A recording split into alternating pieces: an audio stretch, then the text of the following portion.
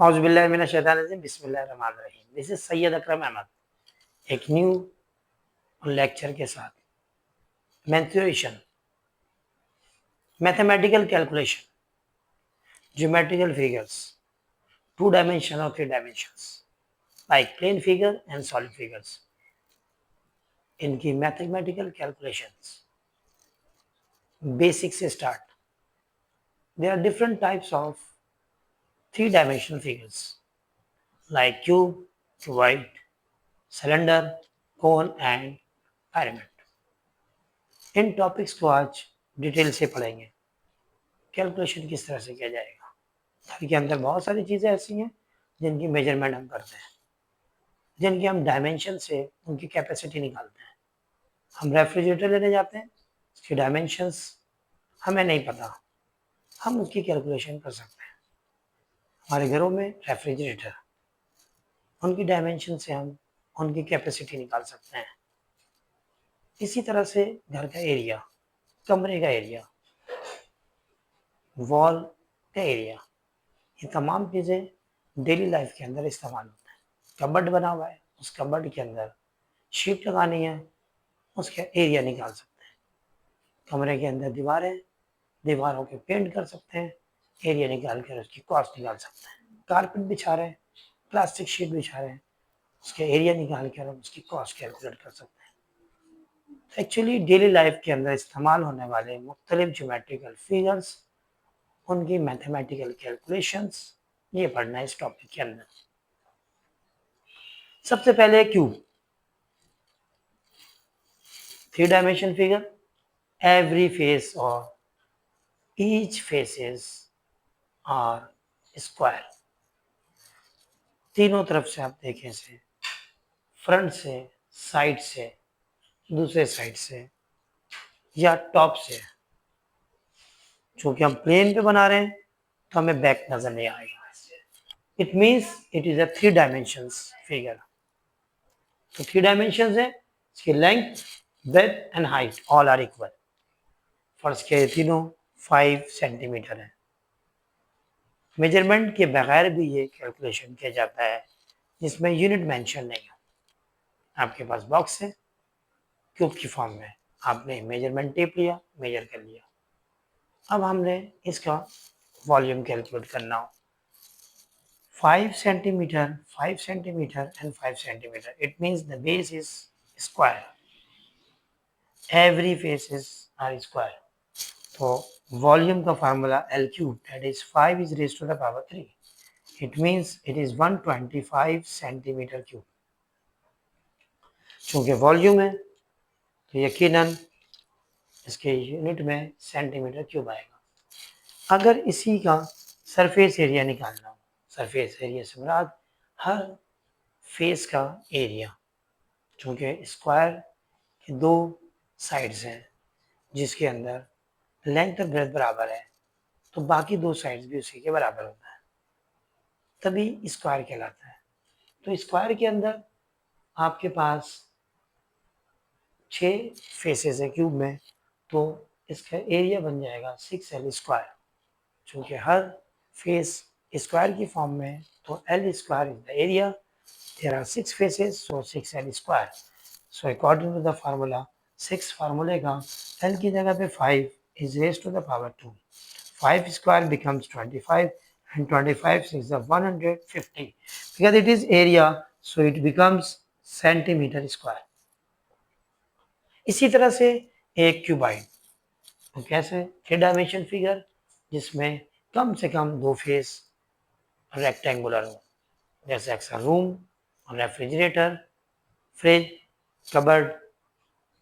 Sometimes हमारे पास मुख्तलिफ किस्म के बॉक्सेस होते हैं जिनके डायमेंशंस में हर साइड स्क्वायर की फॉर्म में नहीं होता, हर फेस स्क्वायर नहीं होता, कम से कम 2 फेस क्या होना चाहिए, रेक्टेंगुलर।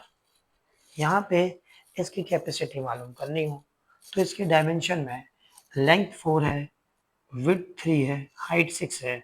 इसका मतलब ये भी रेक्टेंगुलर शेप है, हर फेस भी रेक्टेंगुलर है। एक ही रूल है, area of the base into height. Base में लेंथ इनटू ब्रेथ और हाइट में h। वॉल्यूम का फार्मूला ये बन गया। So it is 4 into 3 into H that is 6। आपने इसको मल्टीप्लाई किया, 4 इंटू 3 12, 12 इंटू 6, 12 को 6 से मल्टीप्लाई करें, 72 centimetre cube. This is the capacity of the qubit.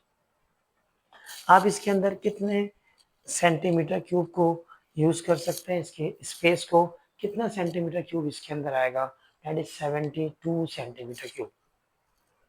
इसी तरह से इसका सरफेस एरिया, चूंकि इसके हर वॉल के एरिया कैलकुलेट करना है, तो आपके पास टोटल 6 फेस है, तो यहाँ पे फार्मूला बना 2 time of L B plus V H plus L H, यानी हर दीवार जो है इसका क्या है, वो एक रेक्टेंगुलर है। अगर वो स्क्वायर की फॉर्म में भी होता, सिर्फ 2 ही रेक्टेंगुलर होते हैं, तो भी फार्मूला इसी तरह से जनरेट होता। यहाँ पे हमने इसकी वैल्यू रखनी है 2, लेंथ की जगह पे रखा 4 इंटू 3, ब्रेथ आ गया 3, फिर उसके बाद 3 इंटू 6, फिर आ गया हमारे पास प्लस और 4 इंटू 6। कंप्लीट इसको कैलकुलेट करें, we get surface area of the cuboid. Third हम बात करते हैं सिलेंडर की। सिलेंडर के अंदर दो तरह के सिलेंडर होंगे, एक हॉलो होगा जैसे पाइप, लेकिन कुछ ऐसे होंगे जिनका बॉटम जो होगा वो क्लोज होगा, लेकिन कुछ ऐसे भी बन सकते हैं जिसके अंदर टॉप और बॉटम दोनों क्या है, क्लोज्ड। तो इसके अंदर तीन मुख्तलिफ चीज़ें आ गई। एक आ गया कर्व सरफेस एरिया, एक आ गया आपके पास जब ये कर्व सरफेस एरिया के साथ बॉटम क्लोज हो, एक ऐसा जिसके अंदर दोनों क्लोज्ड हो, यानी सॉलिड की फॉर्म में। सिलेंडर के वॉल्यूम का फार्मूला वैसे ही कैलकुलेट होगा, the base area into height. अगर बेस सर्कुलर है और हाइट जो है यानी हाइट की लाइन परपेंडिकुलर है, तो इसका नाम रखा गया है राइट सर्कुलर सिलेंडर। तो राइट होने की वजह से इसके बेस का एरिया बन गया पाई आर स्क्वायर, चूंकि ये सर्कल की फॉर्म में, और हाइट क्या आ गया हमारे पास h। Pi constant that is 22/7, it is an irrational number which is approximately 22/7, it is an irrational number। ये जो irrational number है, a number which cannot be expressed in the form of fraction like p upon q, where p and q are integer and q is not equal to 0। ये एक बहुत ही important कि पाई day मनाया जाता है international, third यानी 3.142 dot dot irrational number है, तो 14 मार्च को पाई डे मनाया जाता है। क्योंकि इसकी अप्रोक्सीमेट वैल्यू जो है 3.142 यानी non terminating and non recurring decimal fraction. तो यहाँ पे 22/7 इसलिए लिखा जाता है कि ये इसको अप्रोक्सीमेट वैल्यू बनाया जाता है, वरना ये इरेशनल नंबर है। पाई की जगह पे हमने रखा 22/7, आर की जगह क्या आएगा, मैंने इसका डायमीटर मेंशन किया है सर्कल का। अगर डायमीटर 4 है तो half of the diameter is called radius. तो रेडियस क्या हो जाएगा 4/2 दैट इज 2, यहाँ आ जाएगा 2 स्क्वायर, हाइट क्या आ गया 6। कंप्लीट कैलकुलेट करेंगे तो it becomes the volume of the cylinder. Surface area आपने पहले देखना है कि कौन कौन सी चीज का एरिया ऐड होगा। ये कर्व है, आपने एक रेक्टेंगुलर पेज लिया, उसको फोल्ड किया, तो यकीनन उसका टॉप और बॉटम ओपन होगा, तो सिर्फ कर्व सरफेस एरिया आएगा। फिर इसी तरह से हमने क्या किया, उसको एक तरफ से बंद कर दिया, इसका मतलब एक साइड जो है इसका क्लोज हो गया। तो इस चीज को देखते हुए हम फार्मूला बनाते हैं। यहाँ पे मैंने क्लोज के लिहाज से बनाया, क्लोज के लिहाज से बनाया, दो सर्कल है, एक नीचे और एक ऊपर।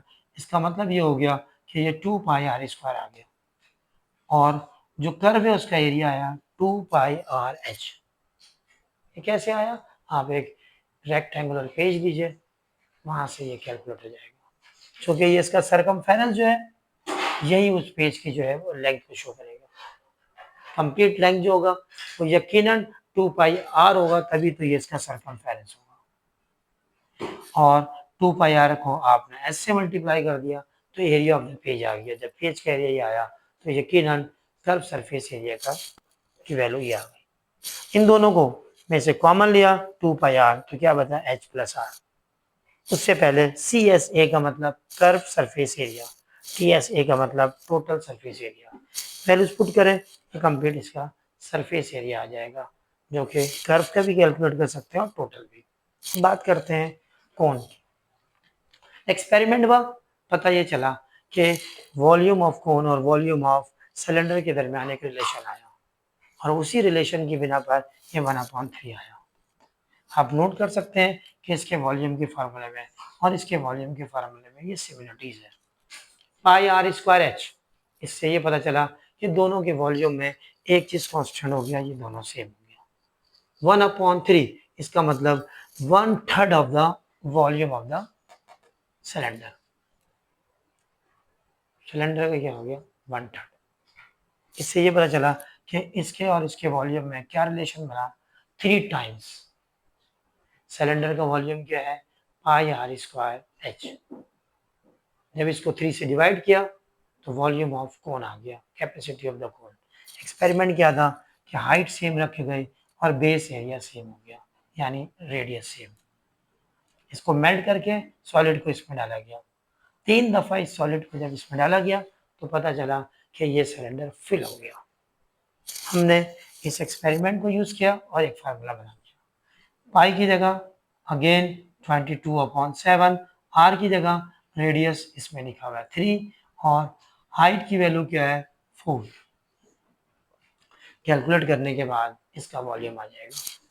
कर्व सरफेस एरिया यानी ये कर्व आपने देखा होगा, मुख्तलिफ चीज़ें इस शेप में जो है वो रख के बेचा जाता है।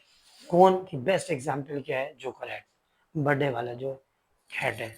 दूसरी एग्जाम्पल क्या है, ट्रैफिक के अंदर जो है रोडों में जब कंस्ट्रक्शन या कोई काम हो रहा होता है तो अमूमन ट्रैफिक वाले को या ट्रैफिक की वजह से क्या किया जाता है, कोन की शेप का ये apparatus या आसान लफ्जों में एक ऑब्जेक्ट रखा जाता है।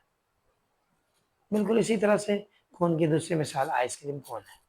उसका जो रैपर है वो कहलाएगा कर्व सरफेस एरिया, जो उसका टॉप होगा वो कहलाएगा सर्कुलर बेस। अगर ऊपर है ये पॉइंट तो इसका नाम एपेक्स रखा गया। इसके वॉल्यूम का फार्मूला ये बना था, जो कि रिलेशन आया था सिलेंडर से। कर्व सरफेस एरिया में पाई आर एल। अब एल का मसला क्या है कि इसकी कैलकुलेशन कैसे होगी। जब राइट सर्कुलर कोन होता है तो इसका मतलब height of the cone is perpendicular to the radial segment. जैसे ये एक राइट एंगल ट्रायंगल बन जाता है।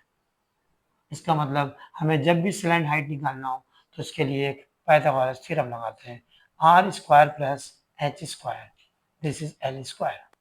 जब इसकी वैल्यू 3 इसकी वैल्यू 4 रखेंगे तो it becomes 9 + 16 and L square is 25, so L becomes under root of 25 and is 5 centimetre. इससे क्या आ गया हमारे पास स्लैंट हाइट, स्लैंट का मतलब तिरछी लाइन। इस फार्मूले में रखेंगे तो हमारे पास कर्व सरफेस एरिया आ जाएगा। इस फार्मूले को यूज करेंगे, area of the base pi R square and curve surface area pi R N. Common लिया तो ये फार्मूला बना। इट मीन्स कि जस्ट आपने इसको वैल्यू पुट करनी है। Last but not least, pyramid. Pyramid मुख्तलिफ शेप्स के होते हैं, ट्रायंगुलर बेस भी होता है जिसे टेट्राहेड्रॉन कहते हैं। उसके अलावा square base, rectangular base. Pyramid का नाम उसकी बेस के लिहाज से रखा जाता है, इसीलिए इसके फार्मूले में हम ये लिखते हैं बेस एरिया। अगर ट्रायंगल है तो ट्रायंगल के एरिया का फार्मूला 1/2 बेस इंटू हाइट, ये एल्टीट्यूड। अगर ये स्क्वायर बेस है तो स्क्वायर का एरिया कैसे निकलता है, लेंथ स्क्वायर। अगर मैं इसको लेंथ कह रहा हूँ ए बी और ब्रेथ को कह रहा हूँ बी सी, तो मैं ये भी तो कह सकता हूँ A B into B C. क्योंकि दोनों वैल्यू सेम होगी तो मैं ये भी लिख सकता हूँ 3 स्क्वायर। यहाँ पे वैल्यू रखेंगे 1/3 3 square into height. Height of the pyramid is the perpendicular line from vertex और apex to the base of the figure. Base का जो है सेंटर निकलता है डायगोनल की मदद से। यहाँ आ जाएगा हमारे पास, इसकी कैलकुलेशन में 5 लिखा हुआ है। वैल्यूज पुट किया, सॉल्व करेंगे तो 1/3 into 3 square, 3 square 9, 9/3 3 into 5 that is 15। One of the most interesting, the net of the pyramid.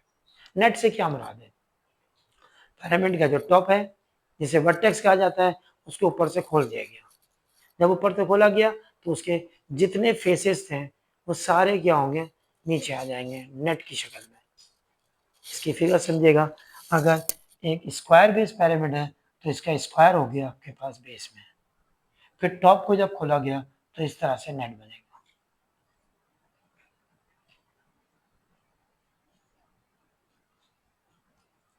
अब आपने क्या करना है, बेस का एरिया निकालना है और हर फेस का एरिया निकालना है। टोटल 5 फेसेस हो गए, एक बेस हो गया और 4 ये वाले फेसेस। इन सब के एरिया को ऐड करेंगे, it is the total surface area of the net. उम्मीद करता हूँ कि बेसिक मैनिपुलेशन जो है वो समझ में आ गई होगा आपको, और एडवांस के लिए आपने थोड़ा सा वेट करना है। चैनल को लाइक भी कीजिए, सब्सक्राइब करें और अपने फैमिली और फ्रेंड के ग्रुप में शेयर करें। अल्लाह हाफिज़।